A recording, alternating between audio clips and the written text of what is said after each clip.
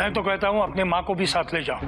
वो घर किसी भी हालात में हमें हासिल करना है रोहित। सभी आज पहली बार तुमने मेरा दिल दुखाया अपने बाबा के घर को बेचने की बात करके।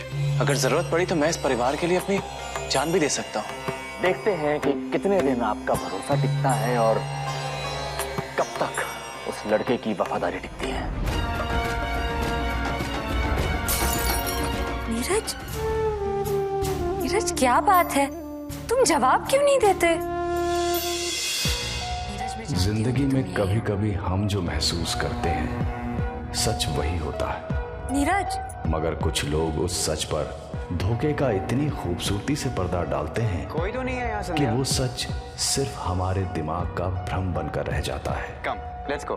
और धीरे धीरे हम भी अपने यकीन को छोड़कर उनके दिलाए हुए यकीन के साथ हो लेते हैं। और कभी कभी सच आंखों के सामने होता है पर फिर भी हम उस पर यकीन नहीं करना चाहते, या फिर कहें कि सिर्फ उसको ही सच मानना चाहते हैं जो हम महसूस कर रहे हैं।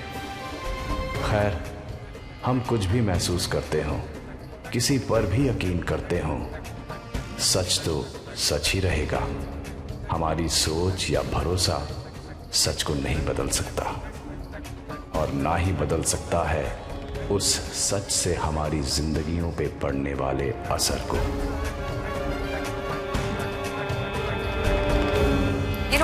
जाओ जाओ। सुनो यहाँ, और अगर घर का शीशा तोड़ दिया ना तो सचमुच बाथरूम में बंद कर दूंगी।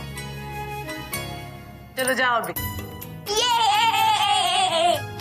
बच्चे ना ताई, जैसे जैसे ये बड़े होते जा रहे इनकी बदमाशियां भी बढ़ती जा रही। पहले तो इनकी शिकायतें बस आस पड़ोस वालों तक ही सीमित थी, पर अब तो स्कूल और ट्यूशन से भी कंप्लेंट्स आने लगी। पता नहीं मैं क्या करूं इनके साथ। इतने तंग कर रहे हैं तो क्या कहते हैं वो बोर्डिंग स्कूल में क्यों नहीं भेज देती? सुना है वहां जाके बच्चे सुधर जाते हैं। बिल्कुल नहीं, अपने बच्चों को मैं बोर्डिंग स्कूल में कभी नहीं भेजूंगी। भले ही यहाँ रह के मेरे नाक पे दम क्यों ना करते ये लोग, पर अपने लाडलों को मैं अपने से दूर कर ही नहीं सकती। पता है, इसलिए तो ये सब जानबूझ के कहा मैंने।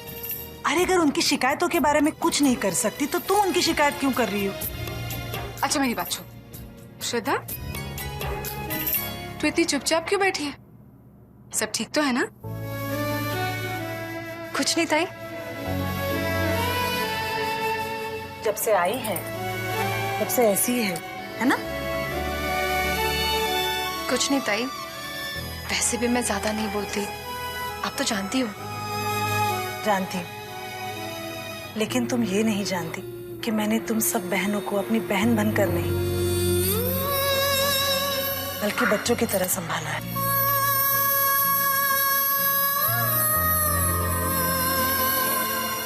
और इसलिए तुम्हारा चेहरा देखकर ही समझ सकती हूँ कि तुम्हें जरूर कोई परेशानी है। हाँ, अगर तुम्हें बताना नहीं है तो वो अलग बात है।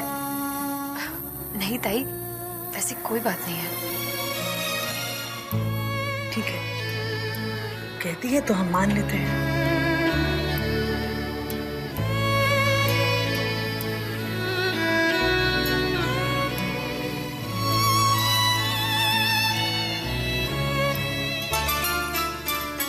अच्छा, इन साड़ियों में से कौन सी साड़ी रखनी है मुझे बता दो।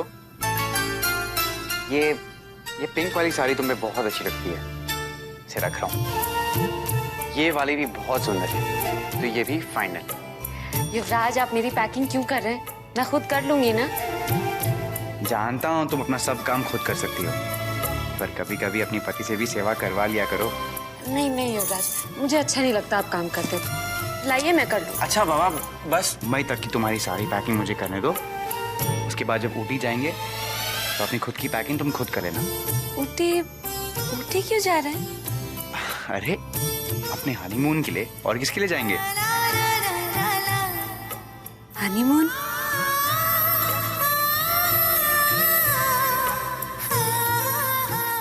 हाँ, मॉम डैड की जिद है कि हम फॉरेन हनीमून के लिए जाएं। उनका कहना है कि हनीमून ऐसी चीज है जो एक बार टल जाए तो टलती ही जाती है। मुझे भी उनकी बात ठीक लगी, तो मैंने जाके ऊटी की टिकट बुक करवा ली। और हमारे लिए भी थोड़ा चेंज हो जाएगा।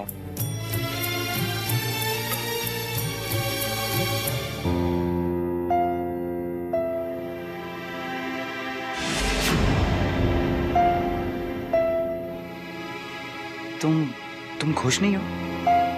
नहीं, मैं बहुत खुश हूँ ऑब्वियसली। वो ऐसी कोई बात नहीं है। पर तुम्हारा चेहरा तो उदास सा लग रहा है। नहीं, वो मैं किसी और बात से परेशान थी। मतलब? मैं आपसे इस बारे में बात करना चाहती थी।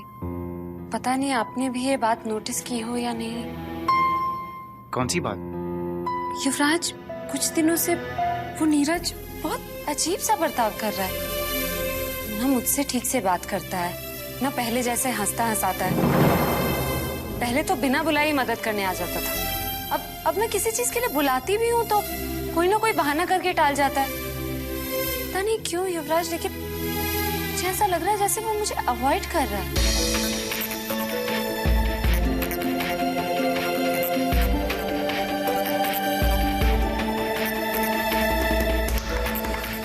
ऐसी कोई बात नहीं है संध्या। नीरज ऐसा है ही नहीं। काम का शायद प्रेशर होगा, इसलिए तुम्हें टाइम नहीं दे पा रहा होगा। या तो फिर उसके ये अजीब बर्ताव के पीछे कोई नया नाटक छुपा होगा।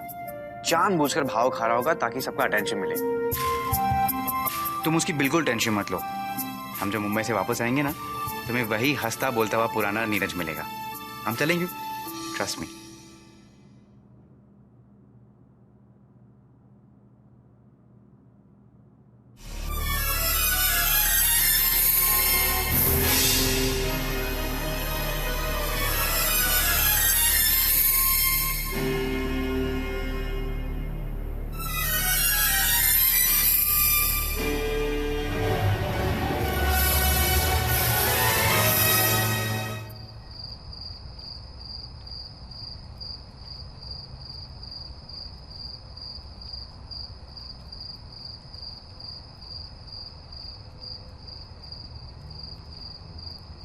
भाई देखो क्या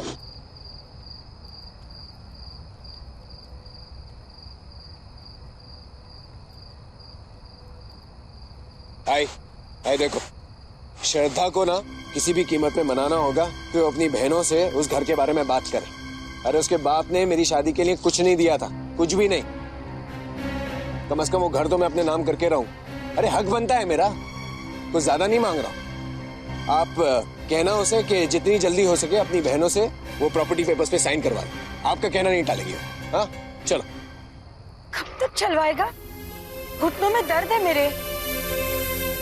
रिक्शा तो रुका ना। अरे रिक्शा आई। अरे रिक्शा नहीं आई। अरे मीटर तेज करके लूटते हैं यहाँ मुंबई के रिक्शा वाले। बस वाले ईमानदार, बस में चलेंगे। बस यहीं पर है, बस स्टॉप। आप सामान मुझे दो। चलो। इस मामले में भी बिल्कुल पाप नहीं है। 9 महीने पेट में पाला है मैंने, मेरा एक भी गुण नहीं है इसमें। कुछ कहा आपने? सुनाई नहीं दिया मुझे, समझ में नहीं आ रहा क्या बोल रहे। वो मेरी कुछ सुनते हैं जो तू सुनेगा। अरे आई क्या कह रही हो? कुछ समझ में नहीं आ रहा मुझको। कब तक चलाएगा तू? पैर टूट जाएंगे मेरे। अरे आई बस स्टॉप इधर है। चलो आप चलो तो सही, चलो। तब चलाओगे बेटा? आई गो।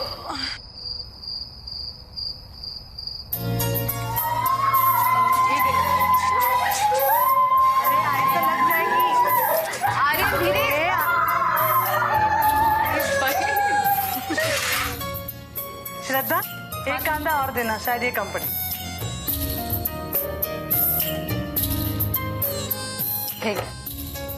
अरे श्रद्धा सुन, एक तो तुझे एक पल के लिए भी अपने से दूर नहीं रहने देता है, फिर इस बार इतने दिनों के लिए यहाँ कैसे रहने दिया? सब कुछ ठीक तो है ना? क्या है साक्षी, दूर रहने से प्यार बढ़ता है। शायद ये तरीका पति पत्नी आजमा रहे। क्यों? अच्छा, तो प्यार की बैटरी चार्ज हो रही है। मजाक अपनी जगह, लेकिन सच बता, अब तुम लोग कब मम्मी पापा बनने वाले हो? शादी को 3 साल हो गए।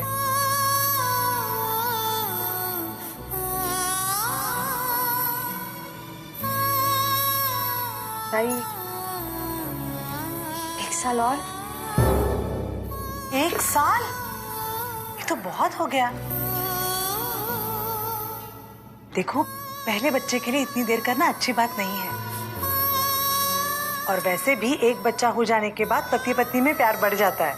हाँ ताई, प्यार के साथ साथ जिम्मेदारियां भी बढ़ जाती। सुन श्रद्धा, कोई जल्दी नहीं, जस्ट टेक इट इजी। अरे बच्ची नहीं है इसीलिए तो आराम से घूम फिर सकती है, वरना हमें देख, बच्चे तो हमारे जैसे पूंछ की तरह पीछे लटकते हैं। मम्मी! अब क्या हो गया?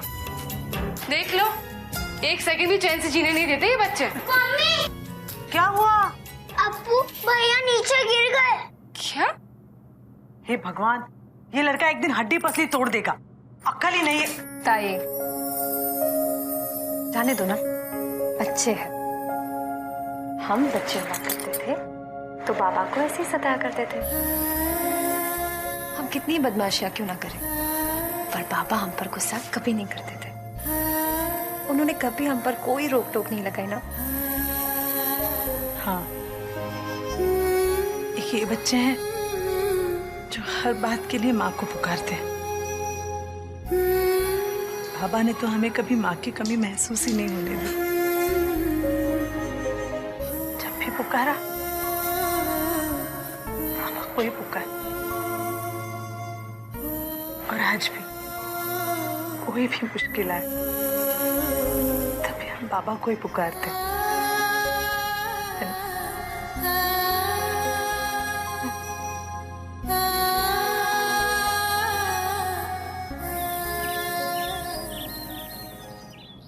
युवराज बता रहा था कि जब से हमने नीरज से उस बारे में बात की है, उसका बिहेवियर काफी बदल सा गया है। इनफैक्ट संध्या भी कह रही थी कि नीरज उसे आजकल अवॉइड करने लगा है। अगर ऐसा ही सब चलता रहा तो संध्या को जरूर शक हो जाएगा।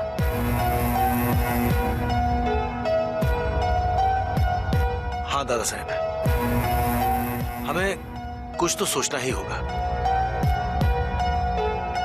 वरना अगर नीरज ने मना कर दिया तो हमारा सारा प्लान बर्बाद हो जाएगा। मुझे ऐसे लगता है कि आपको उसके साथ एक बार और बात करनी चाहिए, अच्छी तरह से समझाइए उसे। मेरे हिसाब से वो आपकी बात को नहीं डालेगा।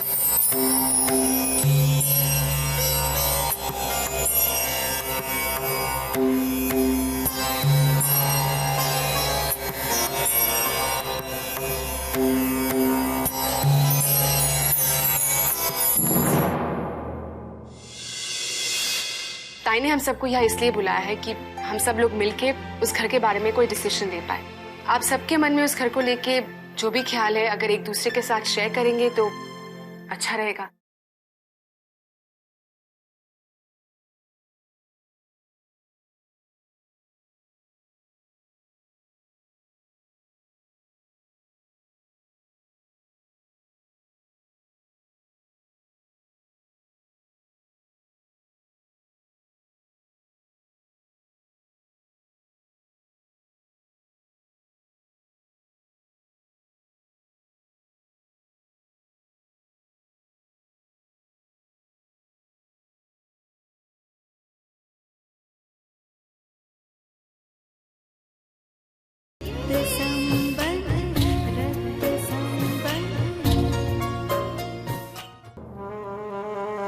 सब बेकार है, सब बेकार है। मैं बता रहा हूं और आप लोग देख लेना, वो नौकर का बेटा एक दिन हमारी बनी बनाई इज्जत को मिट्टी में मिलाने वाला है। और वैसे भी अब तो तमाशा बनाने के लिए हमारे खानदान का सबसे बड़ा राज वो नौकर का बेटा जान चुका है। कह रहा हूं, कब से कह रहा हूं कि एक नौकर के बेटे पे इतना भरोसा करना ठीक नहीं है, लेकिन आप लोग हैं कि डीके, अगर दादा साहब का नीरज पे भरोसा तुम्हें इतना ही अखरता है तो दादा साहब से तुम कहते, हमें क्यों कह रहे हो?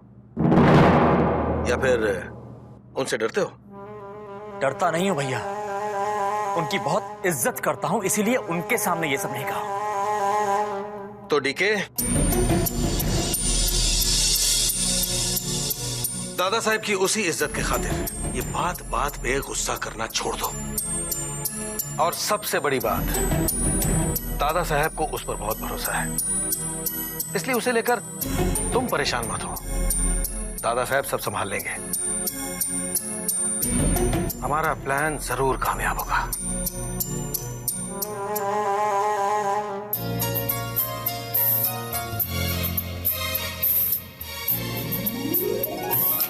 रिश्तों का बंधन है।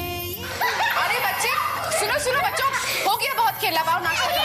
अप्पू आओ, स्वाति आओ, आओ यश आर्यन, बैठो बैठो बैठो, नाश्ता करो।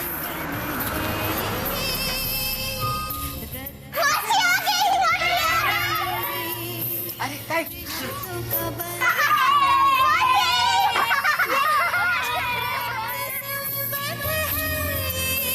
अरे आओ आओ, संध्या, युवराज, कैसे हो? आराम से। आओ। नमस्कार। नमस्कार संध्या। यस, दम भरी। अरे एकदम ठीक। श्रेया भी कहाँ है? हाँ। कैसी है तुम? एकदम अच्छी हूँ। तुम कैसे? बस एकदम ठीक। यहाँ आने में कोई परेशानी तो नहीं हुई ना? बारिश की वजह से रास्तों की हालत खराब हो गई। अरे नहीं नहीं, कोई परेशानी नहीं हुई। और वैसे भी दित्या जी तो आ ही गए थे हमें एयरपोर्ट लेने के लिए। अच्छा संध्या, ये तो बता, तूने अपने इनसे यहाँ आने की परमिशन तो ले ली है, पर तेरे इनसे यहाँ रुकने की परमिशन ली है कि नहीं? हाँ? उसकी छोड़, तू बता, तूने आदित्य से परमिशन ली है क्या? साक्षी ने परमिशन ली नहीं थी, दी थी बाहर जाने के लिए।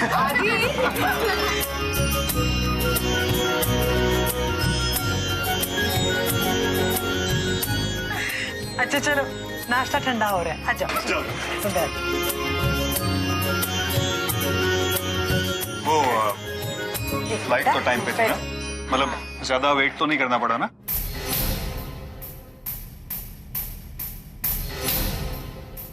क्या हाल है मोहन? बिल्कुल ठीक, आप कैसे हो?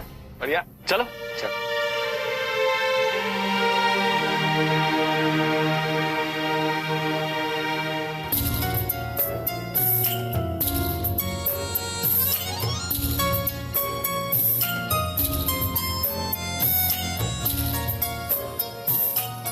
मम्मा, मुझे ये झाड़ पत्ते वाला खाना अच्छा नहीं लगता।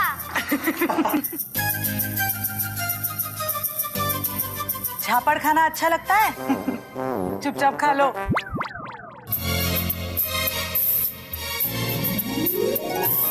ऐसे दीपक है जो दुखों की भी आंधियों में जलेंगे। ये हर एक सपना मिलके बुनते हैं, राह के हर कांटे हंस के। साक्षी दी, आपने अभी तक वजह नहीं बताई हम सबको यहाँ बुलाने की। हाँ बस फोन पे कुछ बाबा के घर के बारे में कह रही थी। बस बताने ही वाली। एक्चुअली ताई और मैं, हम दोनों यही सोच रहे थे कि बाबा का जो घर है, बाबा के जाने के बाद बिल्कुल सूना पड़ गया है। हम सभी लोग अपने अपने पर्सनल लाइफ में इतने बिजी हो गए हैं कि उस घर की तरफ ध्यान ही नहीं दे पा रहे। ताई ने हम सबको यहाँ इसलिए बुलाया है कि हम सब लोग मिलके उस घर के बारे में कोई डिसीजन ले पाए। आप सबके मन में उस घर को लेके जो भी ख्याल है, अगर एक दूसरे के साथ शेयर करेंगे तो अच्छा रहेगा।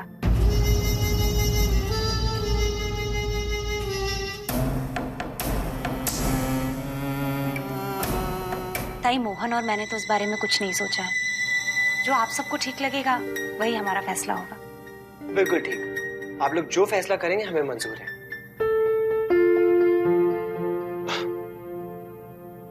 मैंने उस घर के बारे में कुछ सोचा है।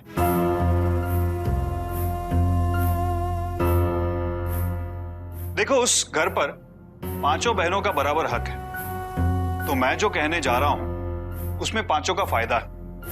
आजकल मुंबई में प्रॉपर्टी के रेट्स आसमान छू रहे हैं और बाबा का घर है भी बहुत बड़ा, तो मुझे ऐसा लग रहा है कि अगर हम अभी उस घर को बेच देंगे तो उसको हमें बहुत अच्छी कीमत मिलेगी।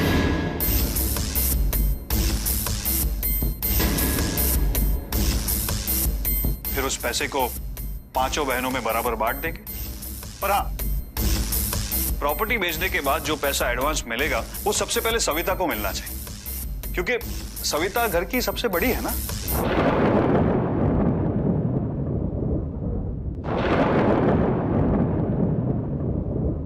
ये आज हो क्या गया इनको? वो तो हमेशा बाबा का घर बेचने के खिलाफ थे और आज खुद ही। अगर आप वाकई घर बेचने की बात कर रहे हैं तो संध्या के बिहाफ में मैं कुछ कहना चाहूंगा। घर बेचकर मिली रकम के 5 नहीं सिर्फ 4 हिस्से कीजिए। भगवान का दिया हुआ सब कुछ है तो हमें कुछ नहीं चाहिए, हम इसी में ही खुश हैं, है ना संध्या? आए, चुप क्यों बैठी हो? श्रद्धा से कहो ना, इन लोगों से कहे कि वो घर हमें चाहिए। पता नहीं ये लोग अपने हिस्से के बारे में क्यों बोल रहे हैं। बोलो।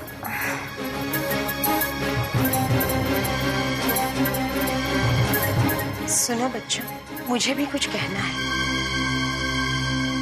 उस घर को लेकर मेरे बेटे रोहित का भी एक सुझाव है।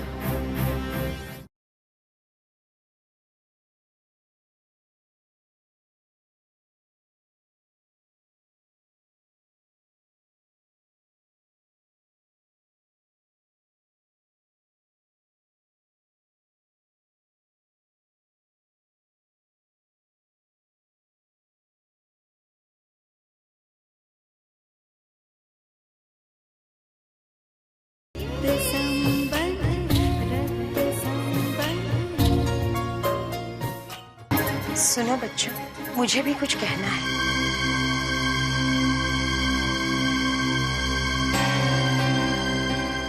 उस घर को लेकर मेरे बेटे रोहित का भी एक सुझाव है।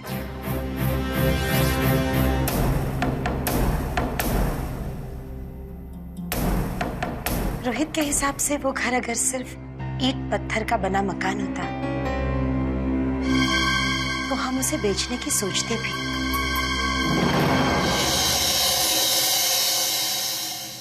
लेकिन वो घर तो सवरतकर जी के प्यार और सपनों की निशानी है। उनके प्यार और सपनों से बना घर है।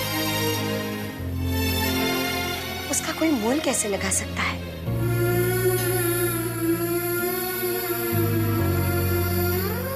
है ना रोहित?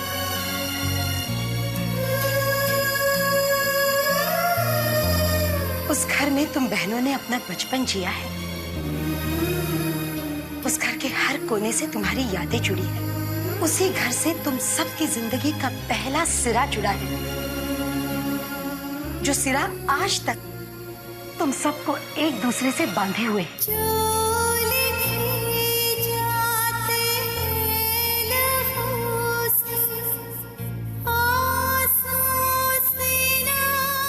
उस घर को बेचना मतलब उस बंधन को तोड़ देना है ना बेटा? मेरे रोहित का भी यही ख्याल है। माना कि सवरतकर जी अब इस दुनिया में नहीं रहे,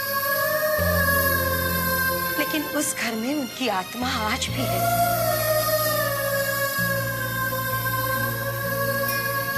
उस घर को बेचना मतलब उनकी आत्मा को बेचना, उनके सपनों को, उनकी यादों को बेचना है।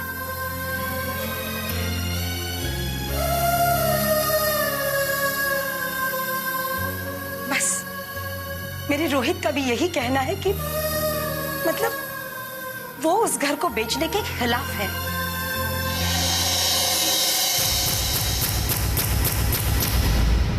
बाकी आप लोगों की मर्जी, है ना रोहित?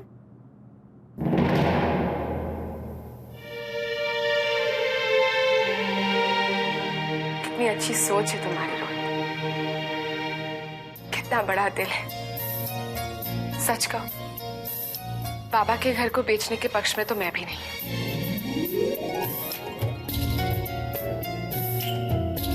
इसीलिए इस टॉपिक को हम लोग दोबारा नहीं उठाएंगे। और तुमने बिल्कुल सच कहा रोहित, बाबा के सपनों का ना तो कोई मोल हो सकता है, ना ही उनकी यादों का। And thank you so much बाबा के घर के साथ हमारा जो रिश्ता है, हमें वो याद दिलाने की। So this one is for you.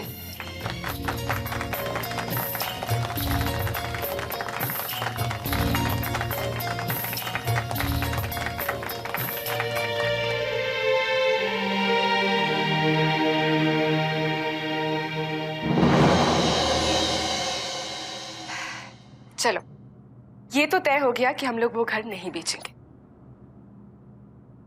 उस घर के बारे में मैंने भी कुछ सोचा है और वही मैं आप सभी के साथ शेयर करना चाहती हूँ। एक्चुअली मैं सोच रही थी कि उस घर में मैं एक पालना घर खोलूंगी। ऐसे भी मैं घर में खाली बैठी रहती हूँ, अगर एक पालना घर खोल लेती हूँ तो एक अच्छा पार्ट टाइम जॉब भी हो जाएगा। एट द सेम टाइम घर का जो सूनापन है वो भी दूर हो जाएगा। घर मेंटेन भी रहेगा, लेकिन वो घर हम सभी का है, इसीलिए कोई भी डिसीजन मैं अकेले नहीं ले सकती। आप सबकी परमिशन की जरूरत है। आप में से किसी को भी कोई एतराज हो तो। किसी को कोई एतराज क्यों होगा, है ना संध्या? ताई बिल्कुल ठीक कह रही है। इसी बहाने बाबा के घर का इस्तेमाल भी हो जाएगा और घर पे ताला भी नहीं लगा रहेगा, है ना? ताई, इससे पहले कि साक्षी बाबा के घर में पालना घर खोले, क्यों ना हम सब एक दिन के लिए वहां रहने जाएं? वैसे भी बहुत दिन हो गए ना वहां गए हुए। तो बहुत ही अच्छा आइडिया है, कल सुबह ही चलते हैं, बहुत मजा आएगा।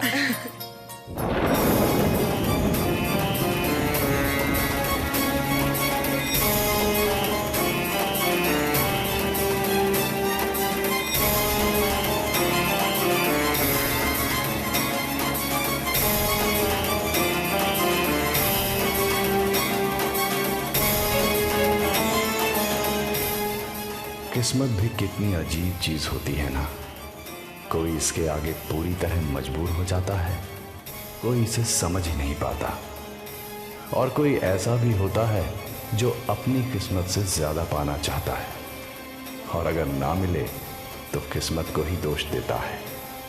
100 बात की एक बात कहें तो चाहे आदमी अपनी किस्मत को आजमाए या किस्मत आदमी को, आखिर में जीत किस्मत की ही होती है।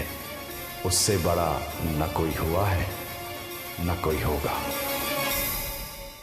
तुम्हें यहाँ भेजा था ये घर मेरे नाम पर करने के लिए, मेरे अपनी बहनों के साथ पिकनिक मनाने के लिए नहीं। यहाँ के तुझे इस तरह गुमसुम उदास देखा तो मुझे सबसे ज्यादा अपने गलत होने का एहसास हो रहा है। तेरे एक बेटे की राज की कीमत मेरा दूसरा बेटा अपनी खुशियों से क्यों चुकाएगा भला?